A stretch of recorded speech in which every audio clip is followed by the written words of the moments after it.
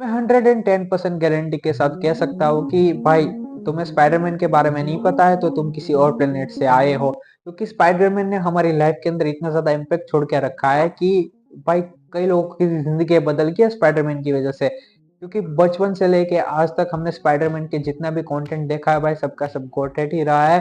भले ही भाई तुमने वो एंड्रू काफेल की मूवीज और टोबी मैगवायर की हो या फिर टॉम हॉलैंड की, तुम किसी भी टाइम पीरियड से बिलोंग करते हो, तुम 90s के किड हो, टू अर्ली 2000 के हो या फिर तुम जेन जी हो, भाई कोई भी हो, तुम स्पाइडरमैन को जरूर देखते हो और तुम्हें उससे काफी ज्यादा रिलेटेबल लगता है। मार्वल का एक भी कैरेक्टर ऐसा नहीं है जिससे तुम इतना ज्यादा कनेक्ट करते हो जितना स्पाइडरमैन के साथ कनेक्ट करते हो, और उसके भी कुछ रीजंस है और उसके बारे में हम आज बात करने वाले हैं। स्पाइडरमैन के साथ इतना ज्यादा इसीलिए रिलेट कर पाते हैं क्योंकि वो एक ग्राउंडेड कैरेक्टर है। हमारी जो डे टू डे लाइफ में हमारे जो प्रॉब्लम फेस करनी पड़ती है वही प्रॉब्लम उसको फेस करनी पड़ती है, जो कि भाई उसकी पसंदीदा औरत से बात करना हो गया, या फिर फाइनेंशियल प्रॉब्लम हो गई, अकेलापन हो गया, या फिर भाई खुद से लड़ाई हो गई। तुम भाई तुम्हें जो भी सुख तुम डेली लाइफ के अंदर फेस करते हो वो सब स्पाइडरमैन फेस करता है। और इसी वजह से भाई तुम्हें एक उम्मीद मिलती है कि अगर स्पाइडरमैन इतना ज्यादा पावरफुल कैरेक्टर होने के बाद भी उसके लाइफ के अंदर ये प्रॉब्लम है तो भाई मैं भी कर सकता हूँ। अगर इतना ज्यादा पावरफुल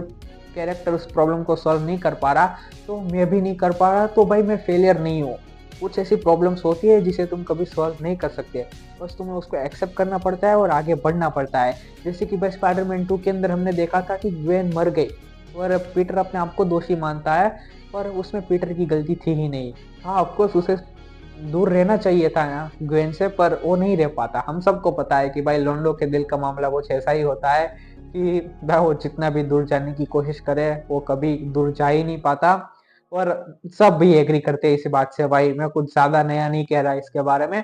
पर हाँ पीटर खुद को ब्लेम कर रहा था कि उसकी वजह से ग्वेन मर गई, पर उसमें उसकी कुछ गलती थी ही नहीं।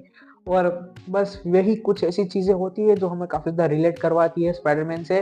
कुछ ऐसे रिश्ते होते हैं जो तुम्हारी वजह से खराब हो जाते हैं, तुम उसको छोड़ देते हो, या फिर तुम्हारे अंदर कुछ ऐसी चीजें चलती रहती है जिसकी वजह से तुम उसको छोड़ना चाहते हो, और भाई उसमें तुम्हारी गलती नहीं है।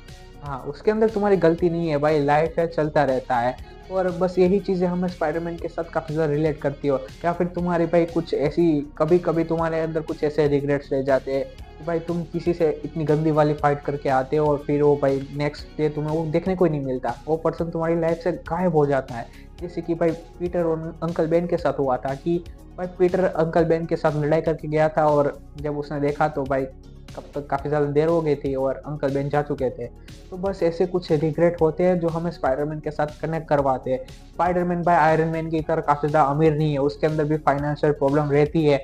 वो दुनिया बचाता फिरता है तो भाई वो अपनी स्टडी पे ध्यान नहीं दे पाता, ना ही भाई वो पैसे कमा पाता है। उसको भी भाई हर महीने रेंट पे करना पड़ता है और फिर भी वो भाई काइंड बनना चूज करता है। और इसी से मैं बस यही कहना चाहता हूँ कि भाई Spiderman is not real hero, भाई रियल हीरो पीटर पार्कर है। क्योंकि ये पीटर पार्कर की चॉइस है कि वो स्पाइडरमैन बने रहना चाहता है। अगर वो चाहे कि भाई कोई और मुसीबत में है तो उससे मुझे क्या फर्क पड़ता है, मैं अगर अपनी चीजें देखूं तो भाई पीटर पार्कर कहीं दूर जा सकता है, वो एक जीनियस बंदा है।